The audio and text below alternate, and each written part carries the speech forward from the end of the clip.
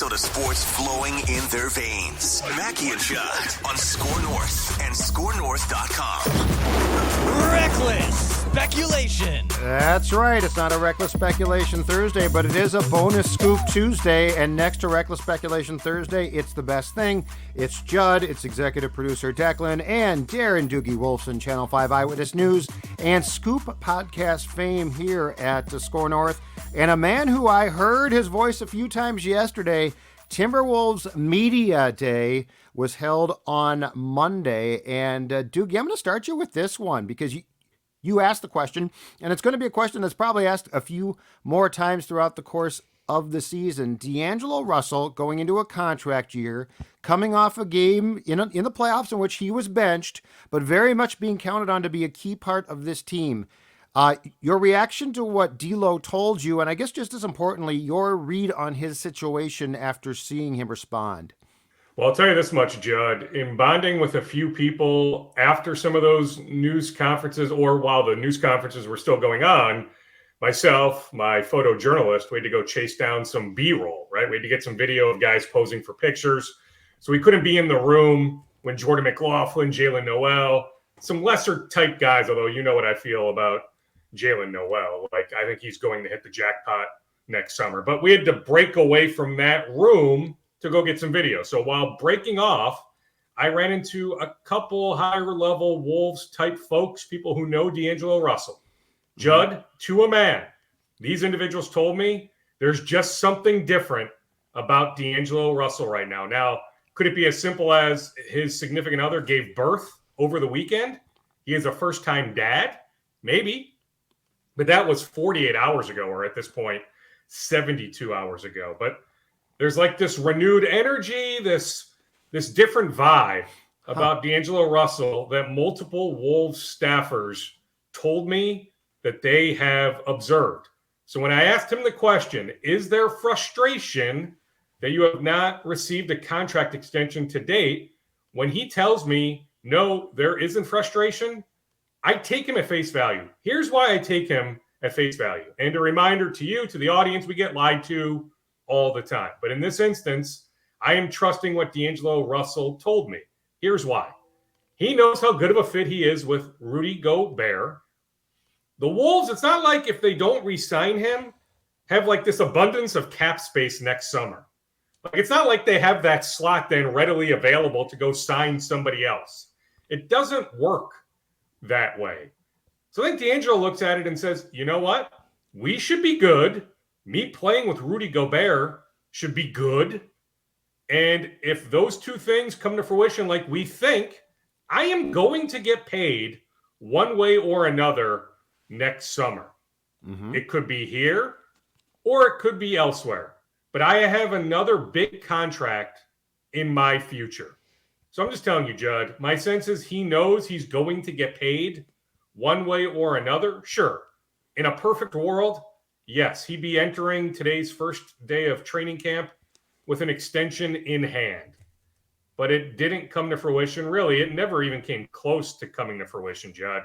Sure, his agent tried to pick up talks, but like Tim Connolly and company weren't real receptive. Like, I don't even sense, to use the cliche football analogy, like this thing ever crossed the 50-yard line. Like, I don't think it ever came remotely close to happening, but he's going to get paid.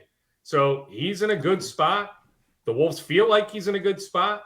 So right now, much like the Vikings before some adversity hit with the Monday night loss in Philadelphia, Judd, it is kumbaya over at Mayo Clinic Square. What was your takeaway of the expectations too? Because, I mean, this is a franchise that for Dukes, the majority of the last, it feels like 20 years, they've popped up a couple of times, but this feels potentially the most real and long-term that we are now expecting good things. What was your takeaway of the expectations from the players, Conley, Finch, and the coaching staff as well? I sense that they're like, bring it on. I mean, truth be told, Judd, after winning the play-in game against the Clippers, after, truthfully, should have won the Memphis playoff series, right? Should have won that 7-2 battle. Yep.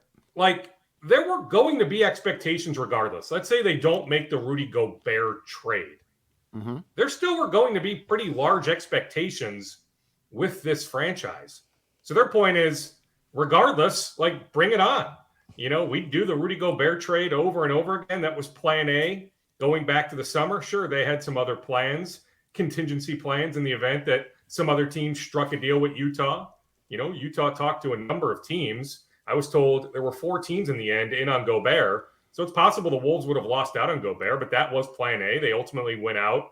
They acquired Gobert. But, they're all about these large expectations. But, Judd, go up and down the Western Conference. Go up and down the league. Do you know how many teams have large expectations? Denver has large expectations. Golden State has large expectations. Sure. The LA Clippers, with Kawhi Leonard back, have large expectations. Heck, New Orleans, with a healthy Zion Williamson, have healthy expectations. Now with CJ McCollum for a full year. And I'm leaving out a few. Eastern Conference, same deal. You can go up and down the list of 6, 7 franchises. Cleveland, Philadelphia, Milwaukee, Miami, Boston. There are a lot of teams that have high expectations. So the Wolves are all about it. We've talked about this before, but I'll reiterate it now. It is a very favorable early schedule. Look at those first 10 to 12 games, because inevitably there are going to be hiccups. They're going to have to fight through some things, figure some things out. It's not going to be smooth sailing starting October 19th. Well, maybe that game against OKC. But point is, over the course of the first month or so, maybe even 2 months, there are going to be hiccups. But they can suffer some hiccups and still win a good amount of games, because that schedule, the first 4 to 6 weeks, incredibly favorable. What does Gobert bring off the court too? How does he change the dynamic, not just on the floor? And, clearly he's a great defender, but what does he bring off the court too that perhaps this franchise is a lack, do you think? Well, I don't know if it lacks, but, certainly an infectious personality. You talk to people in Salt Lake City. Gobert, from a charitable standpoint, a fan-friendly standpoint, A+. You get a lot of good reviews coming from people with the Jazz, people in Salt Lake City. He's a very likable guy. And he has spoken about this going back to his introductory news conference. He said it again on Monday at Media Day. He has welcomed the opportunity for a while to play with a skilled big. That's why I'm telling you, I said it in July. I'll say it again now. Of all the possibilities, Toronto to some extent, some other teams that had interest in Gobert in the summer. This is where he truly wanted to be, because he wants to play with Karl Anthony Towns. Now, Quinn Snyder won a lot of games in Utah. Quinn Snyder will be a coach in this league again whenever he wants to be. He is a brilliant coach. I think he's a top 5 coach, just in terms of scheme, X's and O's, all that. I love Quinn Snyder as a coach. He had to do what he had to do in Utah, right, to win games. Essentially 4 wings, the 1 big, right? But Rudy is cherishing this opportunity to play with a skilled big. And even going back to earlier this month when I sat down with Chris Finch for 25 minutes, that's on a recent Scoop podcast, just hearing Finch then talk about how he plans on using Rudy. Didn't get into the intricacies, but just the overall idea that, hey, there's more there, right? No fault of Utah, but we plan on using Rudy differently and more, especially offensively, than the Jazz did. But just in terms of the overall aura, just a lot of positivity. He's a really good guy. I know for a lot of people, they go back to that COVID time, March of 2020, when he grabbed the microphone, that was and good. that fallout. And a lot of people are like, that guy, what's wrong with that guy? Right. Sure, he apologized. Should he have done it? No, but he's that sort of personality. If you can bottle up that moment, besides the idiocy of it, but you can just bottle up that moment, you can just see that little snapshot, there is a pretty cool personality there. So I think we'll see that personality shine through as the year goes on. On Ant, so his comments made a couple weeks back clearly have caused a stir. They should cause a stir. It was disturbing. It was uncalled for. And I get all of that. I guess I'm also curious, Dukes, about this, though. This is the first time that he's gotten pushback. Like, it feels like until now, Ant's been, the charismatic, developing player. There have been very few bumps, and this is a big one, self-induced, self-inflicted. What was your take on his responses Monday, and what have you heard as well about what the plan is here? Because, I mean, clearly this was a situation where, I don't know that just saying I'm sorry is enough. I think you have to also prove it and show things. And I'm curious what they're going to do, because this was not just a simple comment setback. Well, I shouldn't have said that. This offended and hurt, I think, a lot of people. And I don't blame those folks one bit for being upset about what was, a very homophobic comment. I'm with you. You're absolutely right. In terms of the words, like, he followed the script, right? There were a lot of people in his ear saying, right, okay, you're going to be asked this question, that question, that question. Here's how you need to answer those. Mm-hmm. And he followed the script, right? To me, ultimately, the words mean nothing. Action. Right. What will you do? Not what will you say, what will you do? So time will tell.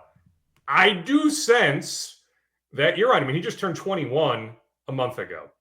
I do sense that, like, people now hating him, that's tough for him. Like, you're right. He's been beloved for so long. So I think that will continue. That'll be an inner battle that I think he'll continue to have to deal with and lean on some people, including his uncle. He's got an uncle that he's very close with, Drew, for some fatherly advice, right? But, like, ultimately action. So let's see. Like, I'm willing to give him the benefit of the doubt. I do think you can grow, you can learn. I do think he realizes he bleeped up, right? That you can't do that. You can't say that. Now, I'm not a big fan when you say, if I offended anybody, I'm sorry. You don't say, if I offended anybody. You did, right. You did. We know you did. You offended plenty of people. You don't preface your I'm sorry with, if I offended anybody. You just don't say that. So I don't know if that was part of the script, but probably, yeah. Like, he said what he was supposed to say for the most part, but ultimately I need to see action. Now, guess what? He's going to win over some people purely from an entertainment standpoint, right? Like, if the Wolves win a bunch of games and he continues to kick butt, like, oftentimes guys take a sizable leap year 3. I mean, he's already taken a sizable leap. But if you go back the last 10 to 20 years, maybe this applies more to Jaden McDaniels, not Anthony Edwards. But guys oftentimes take a really big leap year 2 to year 3.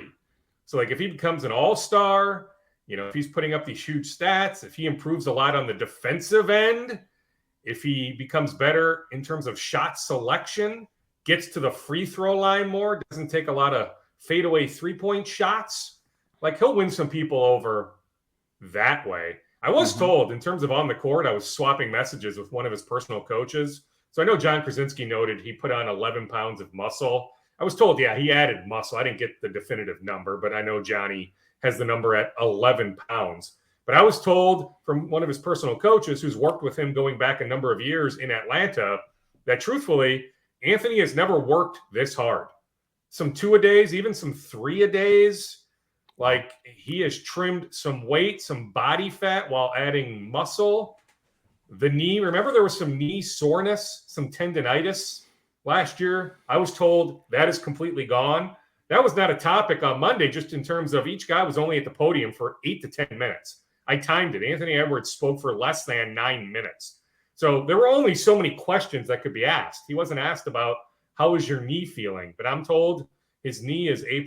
His knee feels fantastic. But off the court, Judd, let's just see. Like, there needs to be action. I don't know what exactly that action will be, but we can't just leave it as what he said on Monday. Right.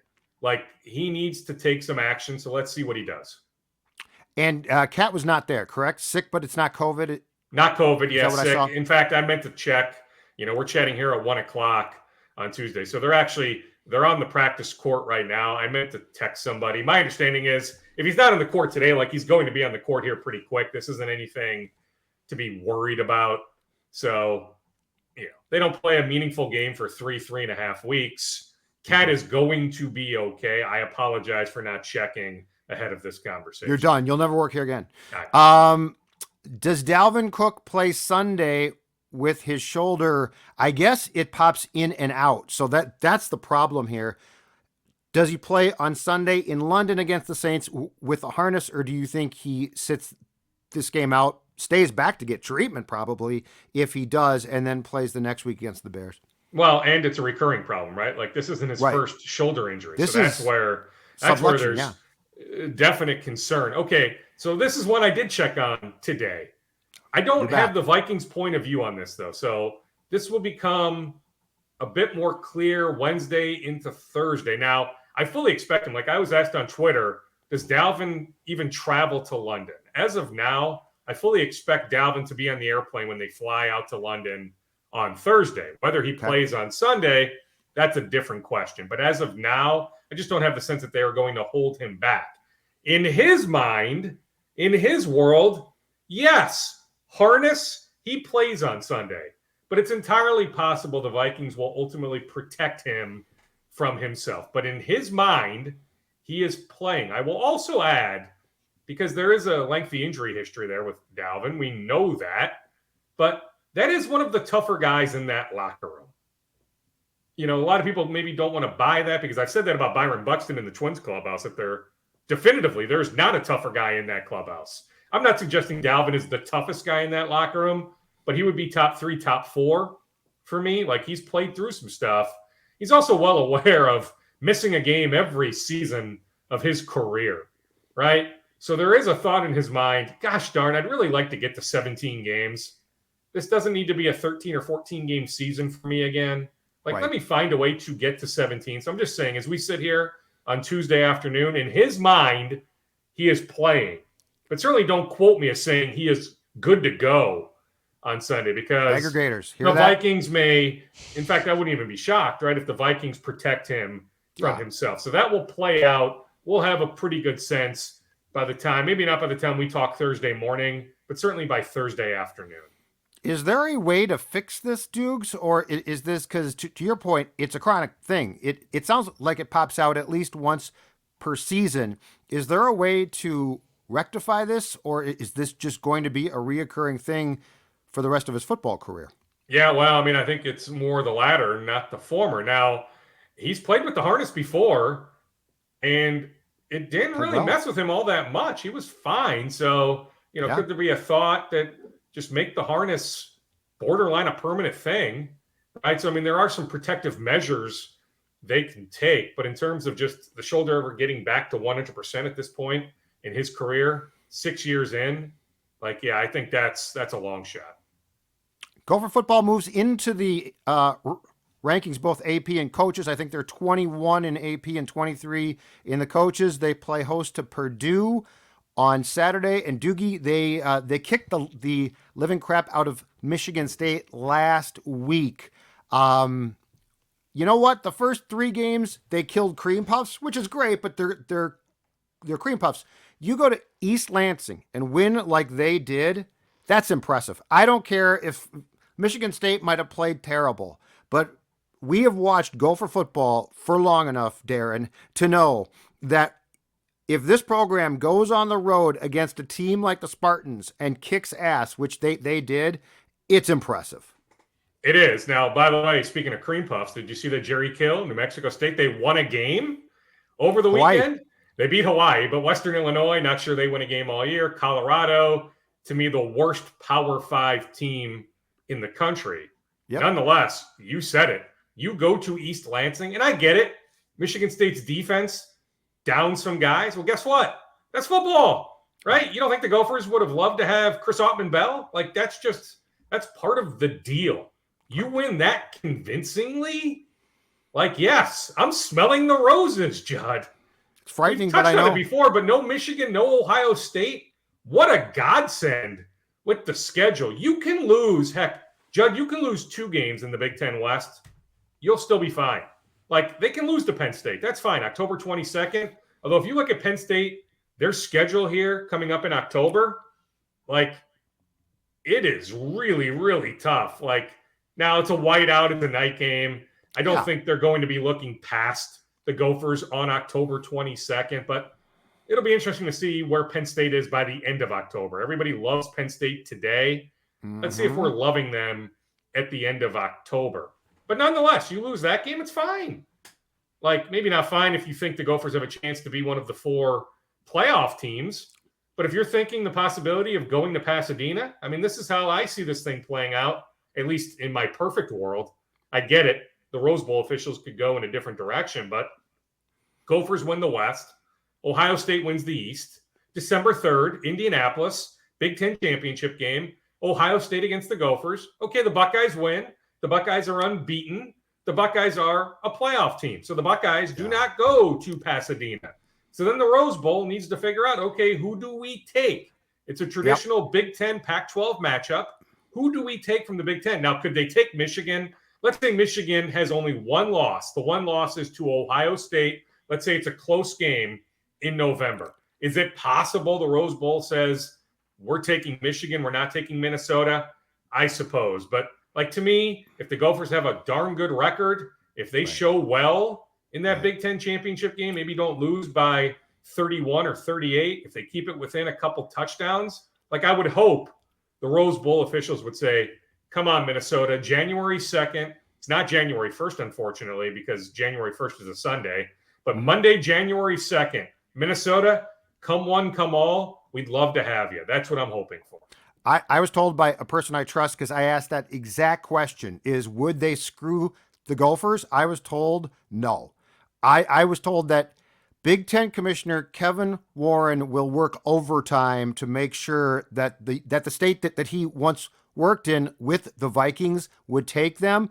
And plus, the selling point is this. Do you know how many frigid Minnesota fans will come there? Which is, Dukes, ultimately the most important thing, right?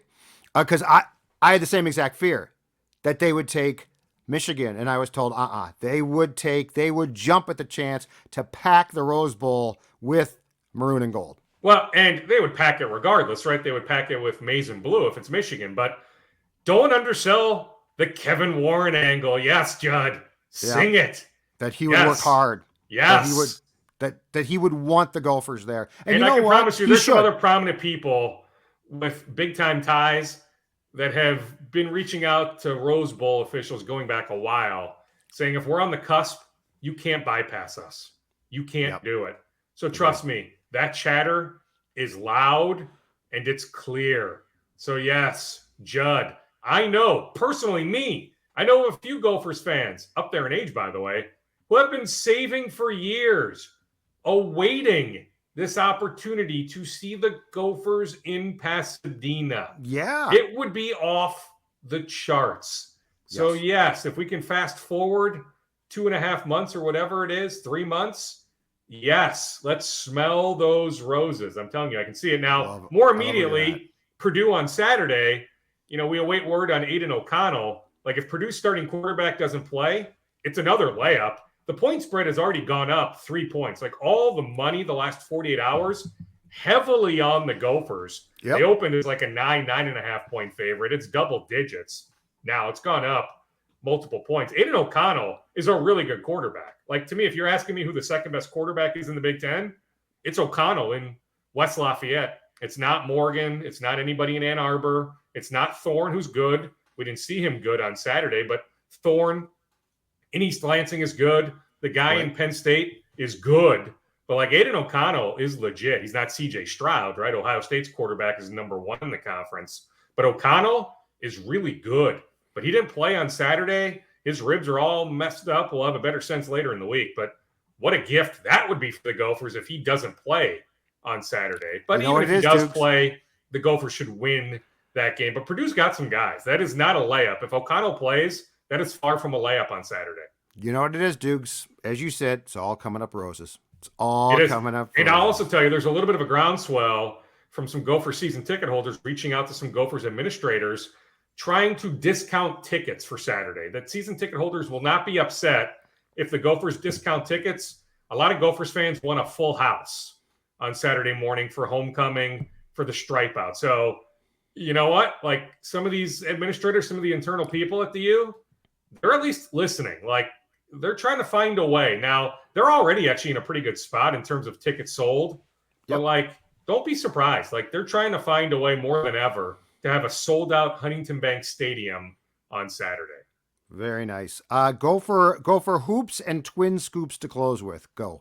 Well, I guess we can start with the Twins. Tyler Mahle, I was told by somebody close to Tyler, it's nothing significant. Like it's inflammation. If the Twins were playing meaningful games, he would be back, right? There's no reason for him to come back at this point. It's still astonishing to me, Judd, that the Twins went from tied for first on September 4th to being 10 games back on September 23rd. Has anybody reached out to ESPN Stats and Info or the Elias Sports Bureau to find out if a team has given up 10 games in the standings in just a 19-day span? Like, this has to be historic. Yeah. And I get it. You look at those lineups the Twins were trotting out. I understand it, right? And some of it is Cleveland was winning at the same time the Twins were trotting out, a March 15th spring training lineup. I understand it. But to collapse that significantly in a 19-day stretch, Judd, to me, just about unheard of. Like the fact that the Twins' final 9 games have zero meaning. Think about where the Twins were in the standings in mid-July to now 9 games remaining. Really 10 because Cleveland clinched on Sunday before the Twins game was over. So before the Twins' 10th to final game was concluded, it was meaningless. Cleveland had already clinched the division. But on Mahle, I'm told inflammation. He feels great. If these games had meaning, he'd be back. So on your concern scale, put Mahle, all the injury concerns, put Mahle toward the bottom, at least right now, even though he had the issue going back to July with the Reds. But I'm told he's feeling just fine. Byron Buxton was scheduled to undergo arthroscopic surgery, clean up that scar tissue as early as today. The word on Friday when I spoke with Derek Falvey was loosely it was scheduled for today. I meant to verify that it was today. If it's not today, it's this week. Byron Buxton just getting that knee cleaned up. On Gophers basketball, they lose a recruit late last week on Friday. Nolan Winter, Trevor Winter's son, going to Madison, going to the Badgers. Now, am I shocked? No. You think about that Lakeville North pipeline to Madison. You think about Nate Reavers. You think about Tyler Wall. Now Nolan Winter. Zero surprise. I did text with Trevor. You think about Trevor Winter, his wife, Heidi, a former Gopher volleyball player. That family bleeds maroon and gold as much as anyone. So I said, Trev, are you doing okay? Sort of joking, but being somewhat truthful. I'm like, Trev, you doing okay? And he said what he should have said. Not about me, not about my wife. All about my son, right? Family first. Yeah, of course I bleed maroon and gold. But this was my son's decision. We fully support him. Oh, by the way, can you go wrong going to school in Madison? Right? No. That environment, that education, great guard. Yeah, there's been some things behind the scenes, right, going back the last couple of years. But for the most part, great guard has won there. He's produced players that have gone on to play professionally, maybe not in the NBA, but overseas. You can't go wrong going to Madison. But that is a recruiting loss. Trust me, Ben Johnson and company wanted Nolan Winter. Not as much Taysom Chapman from Totino Grace when he committed to Ohio State in the last 10 days. That was more the Gophers took another guard, Cam Christie, Max Christie's brother, out of the state of Illinois. They really wanted Cam. They got Cam. That shifted. Going back a year, I would have told you, the Gophers badly want Taysom Chapman. But that shifted after, things changed on the Cam Christie front. Recruiting can change on a dime. So Taysom Chapman, I know it's framed as a loss for the Gophers. Not necessarily. Nolan Winter, that is a loss. Now, that being said, the Gophers are welcoming a 5-star center to town later this week, Dennis Evans from California. Kansas wants him. TCU wants him. Well, heck, a lot of schools want him. He's down to Kansas, TCU, and the Gophers. A legit 5-star. Judd, if the Gophers can secure a commitment from Dennis Evans, this 7'1 center, he's in the USA Basketball Factory. If the Gophers can secure his commitment, it doesn't matter that they lost Nolan Winter. If they secure the commitment from Dennis Evans, and they are in a good spot, really good spot, and they will put the full court press on him when he arrives to town on Thursday night, right? Into Friday, homecoming weekend. Trust me, this was strategically planned to have him in town this weekend. If the Gophers can secure a commitment from Dennis Evans, it'll be the best get for the Gophers since either Royce White, who never played a game for the Gophers, or Chris Humphreys, which would have been like 02, 03, something like that, out of Hopkins High School. Like, we would have to go back over 15 years for the Gophers to land a recruit of this magnitude. So just keep an eye on this kid, Dennis Evans. Heck, you won't miss him if you're at the football game on Saturday. Dennis Evans, 7'1" center from the state of California, legit 5-star, likely a future NBA player, likely a future first-round pick if he continues to develop how he's been developing. And the Gophers legitimately have a shot to land him. Awesome stuff, Dukes. Talk to you on Thursday, okay? Okay, sounds good, Judd. Thank you for Saturday. Thank you.